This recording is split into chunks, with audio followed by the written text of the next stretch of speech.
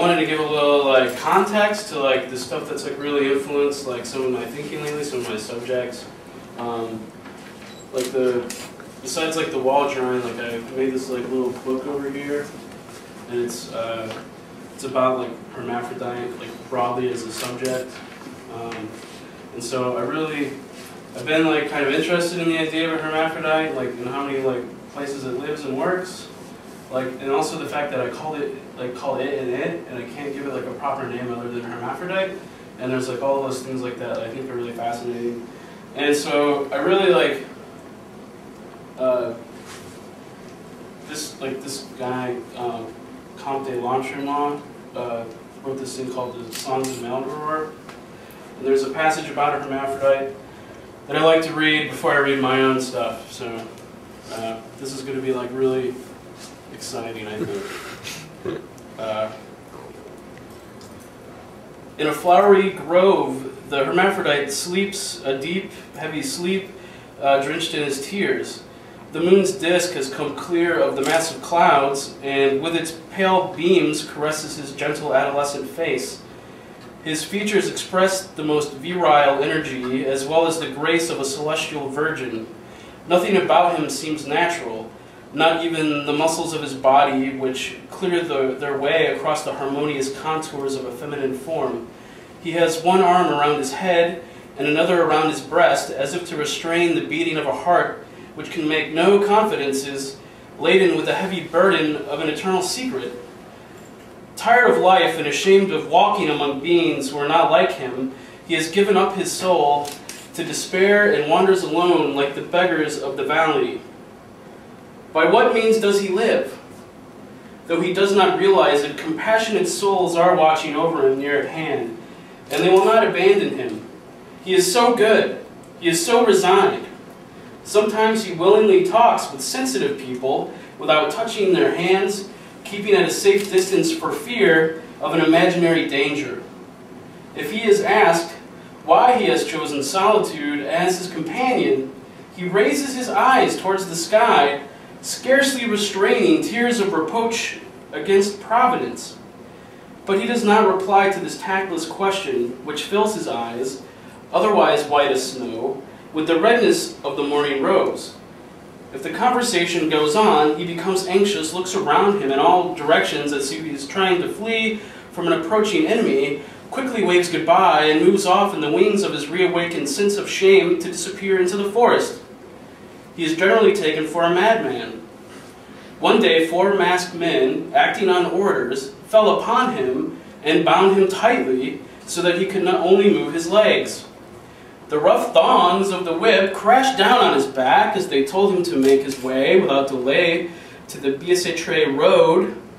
He started to smile as the blows rained down on him and spoke to them with such feeling and intelligence of the many human sciences he had studied, with indicated great erudition in one who had not yet crossed the threshold of youth and of the destiny of mankind, fully revealing the poetic nobility of his soul, that his attackers, chilled to the blood with fear as the act that they had committed, untied his broken limbs and, falling at his knees, begged forgiveness, which was granted, and went away, showing signs of a veneration which is not ordinarily accorded to men. Since this event, which was spoken much of, everyone has guessed his secret, but they pretended not to know it so as to increase his suffering, and the government has granted him an honorary pension to make him forget that there was a moment when, without preliminary investigation, they had wanted to put him by force into a lunatic asylum. He keeps half of the money for his own use, the rest he gives up to the poor. When he sees a man and a woman walking along a path shaded by plane trees, he feels his body splitting from top to bottom into 2 parts, and each new part going to embrace one of the walkers, but it is only a hallucination, and reason soon takes over again. That is why he mixes neither with men nor with women, for his excessively strong sense of shame, which arose with the idea that he was only a monster, prevents him from giving his burning love to anyone. He would consider it self-profanation, and profanation of others. His pride repeats this axiom to him: let each remain among his own kind. His pride, I say, because he fears that by sharing his life with a man or a woman, he will sooner or later be reproached, as if it were a dreadful crime, for the conformation of his body, so he shelters behind his self-esteem, offended by this impious supposition, which comes from him alone, and he persists in remaining alone, and without consolation amidst his torments. There in a flowery grove, the hermaphrodite sleeps a deep, heavy sleep, drenched in his tears. The birds, waking, contemplate, enraptured this melancholy figure through the branches of the tree, and the nightingale will not sing in crystal-toned cavatinas. The presence of the unhappy hermaphrodite has made the wood as august as a tomb.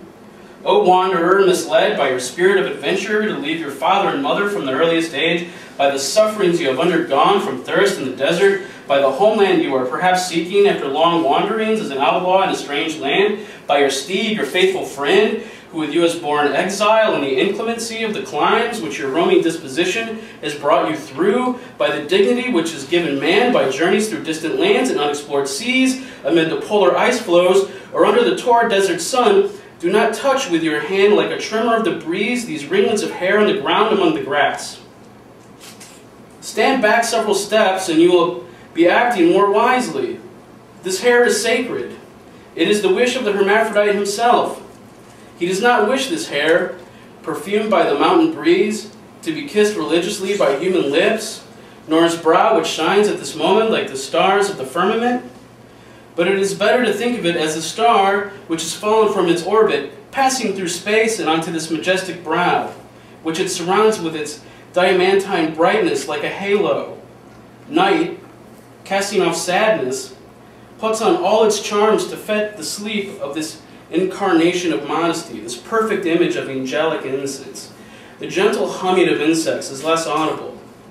The branches of trees bend their bushy heights over him to protect him from the dew, and the breeze, plucking the strings of its melodious harp, sends its joyous harmonies through the universal silence toward those closed eyelids which are dreaming that they are present at the condensed concert of the spheres.